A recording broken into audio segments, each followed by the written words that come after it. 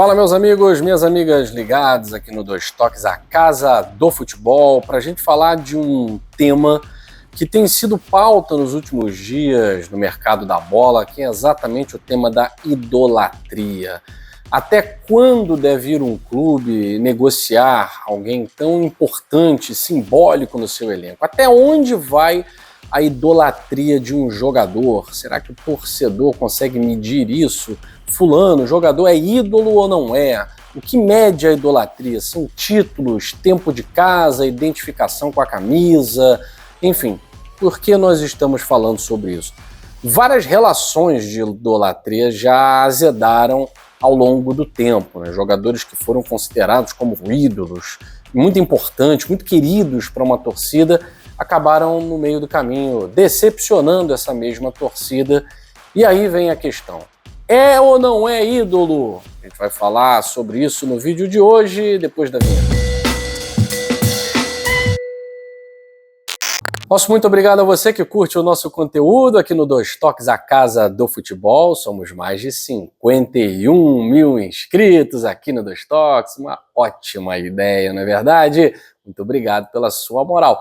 Deixe seu like nesse vídeo, hype aí para aquela galera mais emocionada, né? Que considera o cara que fez 2 gols numa estreia, ou então fez uma boa temporada, já considera ídolo, já compra camisa e tal.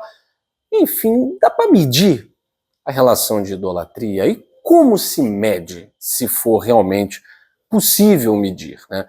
Se nós observarmos o hall de ídolos de um clube, nós vamos observar que nem todos os ídolos de um clube são como Nilton Santos, para o Botafogo, Rogério Ceni, para o São Paulo, Zico, para o Flamengo.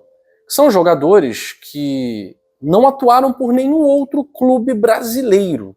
O Zico atuou por clubes internacionais, tá? Mas no Brasil foi só o Flamengo. O Rogério Ceni e o Nilton Santos apenas jogaram por um clube. O Nilton pelo Botafogo, o Rogério pelo São Paulo. Mas é isso que faz a idolatria? Sem dúvida nenhuma, estou falando de 3 grandes ídolos dos seus respectivos clubes. Agora, o caso Marlon Freitas, ele levantou essa discussão. Já foi extremamente controversa a colocação do Marlon Freitas naquele bandeirão de ídolos do Botafogo, um bandeirão que simplesmente tem lendas, não jogadores comuns, lendas, não só do Botafogo, mas do futebol mundial. Será que o Marlon Freitas deveria ter estado ali, um jogo que seja? Então, de certa forma, há uma emoção muito grande que é justificada pelo fator talvez mais importante de um clube, títulos, mas que talvez não seja o fator mais importante para a cultura da idolatria. Existem ídolos de clubes que não conquistaram sequer um título, ou conquistaram muito pouco. Se nós observarmos, estamos falando aqui do Marlon Freitas, né? Jogadores do Botafogo que se tornaram grandes ídolos do clube e não conquistaram títulos, o Mendonça é um desses jogadores. Mendonça é um emblema na história do Botafogo, um jogadoraço, que teve a infelicidade de fazer parte de um momento do Botafogo que não houve conquista de títulos. Ou se pegarmos até figuras que conquistaram títulos, mas também jogaram nos rivais, e aí são tantos, né?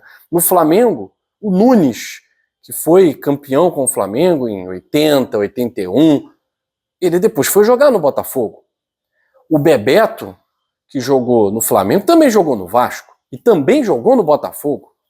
O Túlio Maravilha, que é um dos ídolos da geração nascida aí na segunda metade, primeira metade também dos anos 80, né, galera dos anos 90, o Túlio Maravilha é o ídolo do Botafogo, é um ídolo do Botafogo, mas também saiu do Botafogo de maneira controversa para jogar no Corinthians em 1997 e depois foi para o rival Fluminense fazendo juras de amor. Voltou para o Botafogo em 2000. Enfim, o futebol é muito dinâmico. Agora, como se medir uma idolatria se os jogadores vão e vêm? Não é por título. Não é porque conquistou um grande título que um jogador se transforma em ídolo. Senão os clubes teriam uma galeria infindável de jogadores como ídolos. Não é isso. O primeiro fator é a identificação com a história do clube. A identificação com a história do clube. São poucas pessoas que vão lembrar, por exemplo, que o Nunes jogou no Botafogo. Poucos jogadores vão lembrar que Túlio Maravilha jogou no Fluminense. Poucos jogadores vão lembrar que Valdir Bigode, muito identificado com o Vasco da Gama, o próprio Luizinho, que começou ali no Botafogo, mas a identificação do Valdir, do Luizinho com o Vasco é muito grande. O torcedor do Botafogo que coloca Marlon Freitas num bandeirão, ele precisa estudar um pouco mais o que é a história do próprio Botafogo, que não vai ser o título da Libertadores e do Campeonato Brasileiro que vai determinar uma idolatria, ainda mais num futebol de hoje em dia, em que as relações são praticamente descartáveis. A coletiva do Marlon Freitas com a camisa do Palmeiras decepcionou a muitos botafoguenses. Mas a grande verdade é que quem criou essa decepção foi o próprio do botafoguense. O Marlon Freitas nunca foi ídolo. O Marlon Freitas nunca foi nem o melhor jogador do time, nem o mais importante do time. Era um líder fora de campo, mas dentro de campo era um jogador tão bom quanto os outros.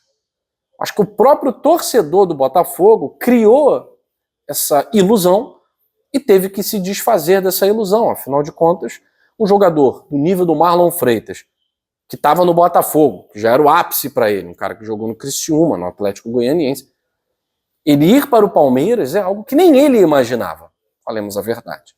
E é claro que o jogador vai ficar muito feliz. E no futebol de hoje, o que justificaria a identificação do Marlon Freitas com o Botafogo? O Marlon Freitas foi perseguido em 2023. Até em 2024 não foi a figura mais emblemática. Em 2025, assim como todos os outros jogadores do Botafogo, foi elogiado e foi perseguido também. Então, para o jogador, é muito simples trocar de camisa, trocar de amor. Agora, o torcedor tem que entender, a relação de idolatria, ela está fundamentada na identificação com a história do clube, com o comportamento do jogador atrelado à história do clube. Existem jogadores que trocam de time.